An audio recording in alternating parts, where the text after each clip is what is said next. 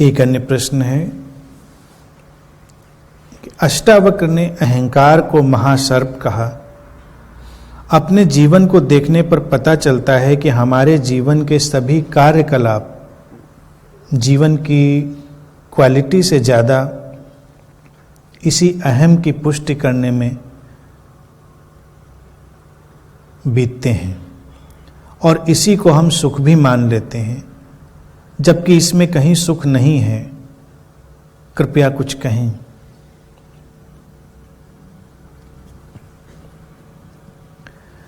महान विषैला सर्प कहा अष्टावक्र ने अहंकार को, और वो अहंकार है अपने को कर्ता मान लेने का, और अपने को कर्ता मानने की व्यवस्था खड़ी होती है अपनी झूठी पहचान से, अपनी स्यूडो आइडेंटिटी से। तो व्यक्ति दिखावे में ही लगा रहता है, अपनी झूठी पहचान को संवारने में ही लगा रहता है। इसीलिए वो विषैला सर्प अष्टावक्र ने कहा फर्क कोई नहीं पड़ता। हम दूसरे को दिखाने में लगे रहते हैं, दूसरे को प्रभावित करने में लगे रहते हैं, और किसी पर कोई फर्क पड़ता है इस बात का? तुम्ही को शायद लगता है कि बड़ा फर्क पड़ रहा है। तुम्हारा सुख भी बड़ा क्षणभंगुर सा होता है, और दुनिया के अगर देखा जाए ज़्यादातर क्रियाकलाप दूसरों को दिखाने में ही चल रहे हैं। तुम बड़ा घर बनाना चाहते हो, बड़ी गाड़ी खरीदना चाहते हो, इसलिए नहीं कि तुम आराम से रहना चाहते हो, इसलिए क्योंकि तुम दूसरे को दिखाना चाहते हो, दूसरे को जलाना चाहते हो। तुम दिखाना चाहते हो कि मेरे पास तुमसे ज़्यादा है। अब तुमको कभी कभी पक्के तौर से पता भी नहीं चलता कि दूसरे जलते भी हैं कि नहीं और प्रभावित होते भी हैं कि नहीं। किसी के पास इसका कोई ठीक ठीक डेटा नहीं है कि दूसरे तुम्हारी इतनी फिक्र भी करते हैं।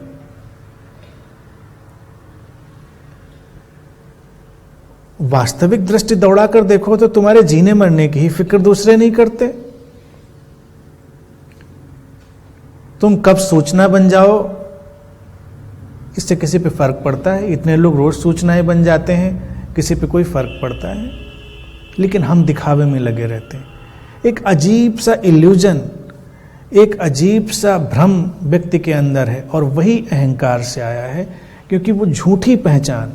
अब जब तक पहचान वास्तविक ना हो तो उसमें वजन भी नहीं होगा, वास्तविकता भी नहीं होगी, ठहराव भी नहीं होगा। झूठी पहचान को लगातार उसमें इनपुट डालना है, यानी उसमें कुछ न कुछ इंग्रेडिएंट, कुछ एनर्जी डालनी है जिससे वो जिंदा बनी रहे। झूठी पहचान, कुछ करना है, हमको ऐसा दिखना है, हमको वैसा करना है। करना जीवन के लिए स्वाभाविक काम है। हम अपने जीवित रहने के लिए भी बहुत कुछ करते हैं, अस्तित्व हमसे बहुत कुछ करवा लेता है, वो सब ठीक है। आप अपने जीवित बने रहने के लिए काम करते हैं, और वो करने के लिए बाध्य भी हैं, उसको कोई रोक भी नहीं सकता। वो स्वाभाविक क्रियाएं हैं, चाहे वो हमारे दैनिक जीवन की ही हो और चाहे सामाजिक रूप से जीवित बने रहने की हो, हमसे वो अस्तित्व करवा ही लेता है। कोई भी व्यक्ति उनको रोक नहीं सकता। लेकिन जब हमारे अंदर उस झूठी पहचान के चलते बहुत कुछ करने का भाव पैदा करता है, तब सब खोखलापन, वो भाव एक ही काम करता है कि व्यक्ति के अंदर एक एम्प्टीनेस, एक खोखलापन लेकर आता है। वो दौड़ सभी की है, कोई कुछ भी कर रहा हो, चाहे धर्म के जगत में हो, चाहे वो संसार में हो। इसीलिए हर व्यक्ति अपनी उस झूठी पहचान को हिलाने में डरता है, बड़ी मुश्किल से उसको जमाता है परत दर परत, और कोशिश रहती कोई उसको झकझोरे नहीं, कोई उसको हिलाए नहीं। वो धारणाओं की परतें हैं, उसकी अपनी ही एक भ्रम की दुनिया की परतें हैं, तो उसको लेकर वो हमेशा बड़ा चिंतित बना रहता है। हैरानी की बात यही है कि तुम्हारी इन चिंताओं से किसी को सरोकार नहीं। ये देख लेना तुमको कितना भार मुक्त करता है, तुम कितने हल्के हो जाते हो इसको देखने के बाद। इस तथ्य को अगर जीवन में एक बार कोई देख लेता है और साधक को इस तथ्य को देखना ही पड़ता है। साधक का सारा जीवन इसीलिए वास्तविक जीवन बनता है, दिखावे वाला जीवन नहीं बनता। क्योंकि जो वास्तविकता है वो तुम्हारी अपनी है। अब जैसे सृजन का एक आनंद है उदाहरण के तौर से, लेकिन सृजन अस्तित्व का एक ढंग है। कभी किसी के अंदर से वो गीत बन के फूटता है, कभी किसी के अंदर से नृत्य बन के फूटता है, कभी किसी के अंदर से मौन बनकर, कभी मुस्कान बनकर, अनेक अनेक रूपों में। लेकिन व्यक्ति क्या है, वो देखता है कि अच्छा वो व्यक्ति मुस्कुराता है तो बड़ा अच्छा लगता है और दूसरे भी उसकी तरफ आकर्षित होते हैं। वो व्यक्ति गीत गाता है या ऐसा अच्छा लिखता है, लोग उससे प्रभावित होते हैं और वो भी बड़ा ठहरा हुआ लगता है, तो हम भी उसकी नकल करना चाहते हैं। और नकल का कोई आनंद नहीं, नकल में केवल मारामारी। अगर हम किसी दूसरे की तरह कुछ करने की कोशिश भी करें तो उसमें कोई हमारे अंदर मूलभूत बदलाव नहीं आता।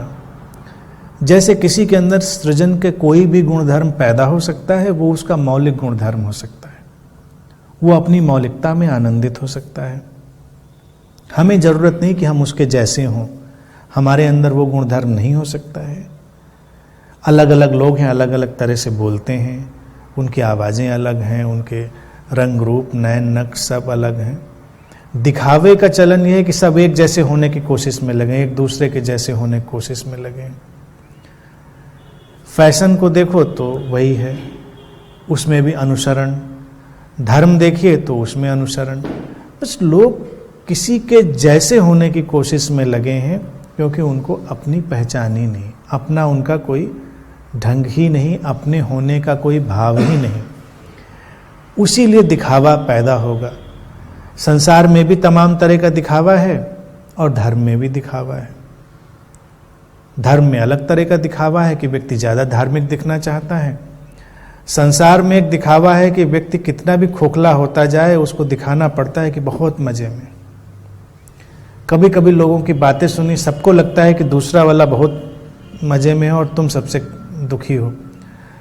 और कभी कभी हैरानी ये होती है कि जिसको तुम बहुत मज़े में मान रहे थे वो तुमको बहुत मज़े में मान रहा था।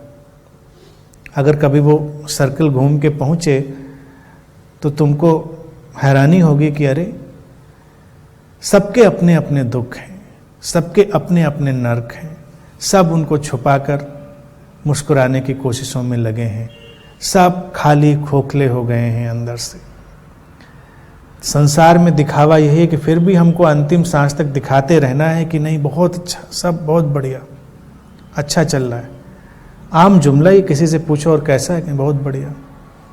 अब सब बहुत बढ़िया ही होता है हमेशा क्या? लेकिन इसका मतलब ये नहीं कि तुम रोना गाना शुरू कर दो किसी के सामने। कहने के मेरा तात्पर्य ये नहीं है कि तुम अपना व्यक्तिगत रोना शुरू करो किसी के सामने, लेकिन जीवन की वास्तविकता को स्वीकार करके चलना कि ना हमेशा बढ़िया होता है ना हमेशा खराब होता है। जीवन बदलाव में चल रहा है, दिखावे की कोई ज़रूरत नहीं है। फिर अगर इतिहास के पन्ने उठा के पलट के देखो तो एक और हैरान करने वाली बात नज़र आएगी। इतिहास ने कभी उन लोगों को दर्ज नहीं किया जो दिखावे में ही लगे रहे थे।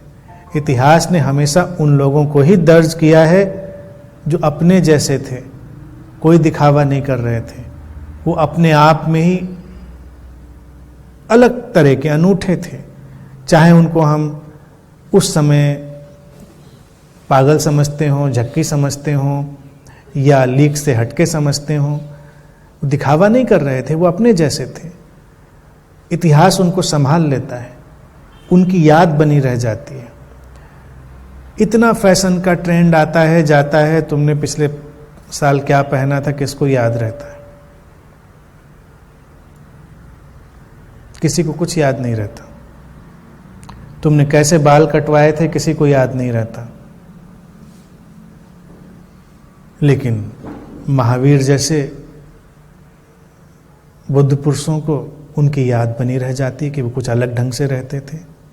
या गांधी जैसे आज के वक्त में, वैसे तो कोई फैशन नहीं किया उन्होंने, लेकिन वो फिर भी याद बनी रह जाती व्यक्ति को कि ऐसे रहता था एक आदमी, ऐसे कपड़े पहनता था, दिखावा नहीं था।